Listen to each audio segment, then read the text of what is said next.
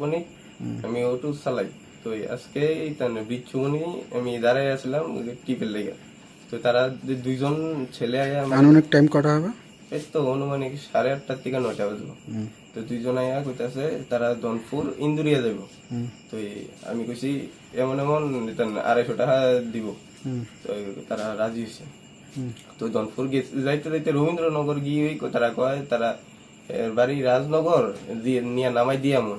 আমি কইছি না আমি এত দূরে যাইতাম না। তো তারা কইছে আচ্ছা তাহলে ইন্দুরি দনপুরই চলো। তো দনপুর গেছি পরে আমার মোবাইলটা নিছিল গা নিয়ে তারা কল করতেছিল কারে কারে দেন এরপরে তো কল করতেছিল তো তারা কথা হয়তো বা কেউ লোকে হয়েছে না না কার লোক হয়েছে এরপর দনপুরের থেকে কাটিলে বলে আর একটু নিয়ে দিয়াইতো কথার মধ্যে তারা যে সময় মোবাইলে কথা কইতে আসলে এমন সময় কারোর সাথে কথা করার মধ্যে অসংলগ্নতা পাইছে না, কোনো কিছুর মধ্যে কথার মধ্যে কোনো কিছু ভেজাল টেজাল পাইছে না বা এমন না না না এমনি নর্মালি কথা কইতাছিল।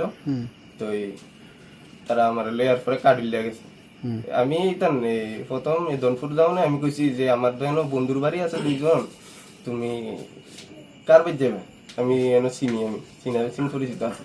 তো এরপরে কাটুল্লা যাবে কাটুল্লা আমার জেঠুর বাড়ি আছে আমি কাটুল্লা গিয়ে আমি কই এনো আমার জেঠুর বাড়ি আছে আমাদের পুরান বাড়ি কাটুল্লা।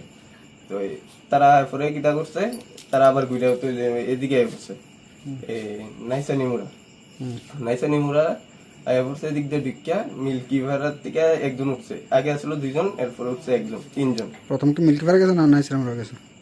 না আমি তো ওই নতুন বাজার এদিক দিয়ে রাস্তাটা দিয়ে ঢুকছি ভিতরে এরপরে এদিক দিয়ে আইসি আমি মিল্কি ভাড়া এদিকের থেকে একজন উঠছে।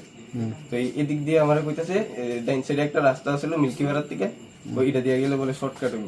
তো শর্টকাট হইব আমি তো এটা দিয়ে যাইতেছিলাম যাইতে যাইতে যাইতে যাইতে এদিকে গেছি পরে অনেকটা যাওয়ানোর পরে এদিকে আর কিচ্ছু ঘর বাড়ি কিচ্ছু নাই। তো কইতাছে আবার ফোনে ফোনে কইতাছে কারে বলে ফাটাইছে তেলের লেগে তেল আনতো তারা তার বন্ধুর বাড়ির থেকে বন্ধুর বাইক লিয়ে তারা রাজনগর যাইব।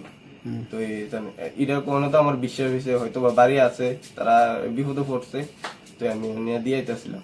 তো যাওনে অনেকটা যাই সেটা এরপরে দেখি শুধু রাবার বাগান এরপরে একটা রাবার বাগানের মধ্যে গাড়িটা উড়াইছি তারাও ঠেললে উড়াইছে মানে গাড়ি উঠে না। আমি কইছি আমি এর থেকে আমি আর যাইতাম না তোমরা এদিকে ভাড়াটা দিয়ে তোমরা যাওয়া।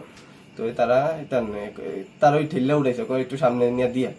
তো এরপরে তার ওই ঠেললে উড়াইছে উড়ানোর পরে কে দাঁড়ানোর পরে